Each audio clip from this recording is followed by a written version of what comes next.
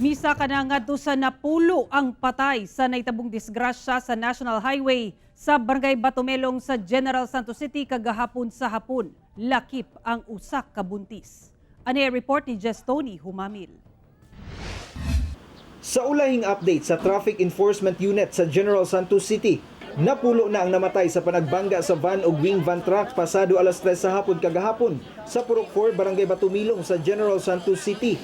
Dead on arrival sa ospital ang pulos taga General Santos City nga 5 ka bulang buntis ug kaslunon na unta nga sila Lane Joy Labang ug ang 27 anyos nga si Reggie Pag-ung nga kaslunon sab unta.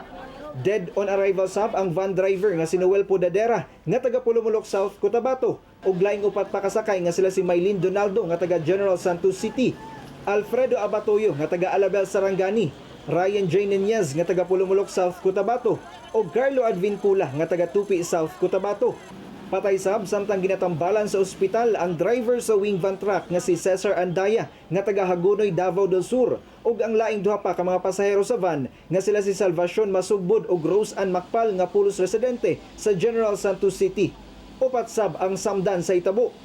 Medyo mabilis din yung pagpatakbo ng driver ng van.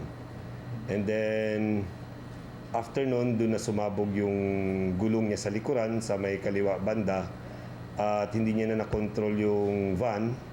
And then after na hindi niya na nakontrol, gumulong po ito. No? Gumulong, nag-turn turtle po itong van and doon na po sumalpak siya doon sa harap na bahagi ng wing van. Nagpaabot karon og pahasubo ang management sa kumpanya nga gitrabahoan sa mga biktima ug nagpasalig nga tabangan ang mga nabiling pamilya. Samtang nagdumilit na sab nga magpa-interview ang pamilya sa mga biktima, gumikan kay hangtod karon, naglisod pa sila sa pagdawat sa nahitabo. Giduaw sab ni Councilor Lourdes Casabuena ang pamilya sa mga biktima sa usa ka puninarya sa Labangal, General Santos City kung asa gidala ang patayng lawas sa mga biktima. Gumikan sa mong insidente, gipangusga niini ang hugot nga pagpatuman sa speed limit aron malikayan ang susamang disgrasya. I-console natin ang family. Hindi biro ito nangyari sa atin, hindi ba?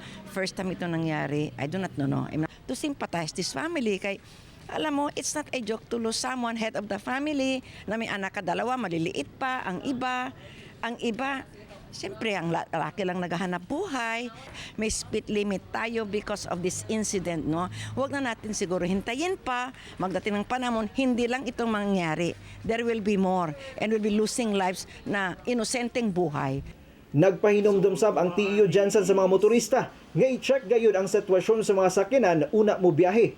Kini human nasuta nga mibuto ang usa ka ligid sa van diyang gilatas ang highway hinungdan sa aksidente.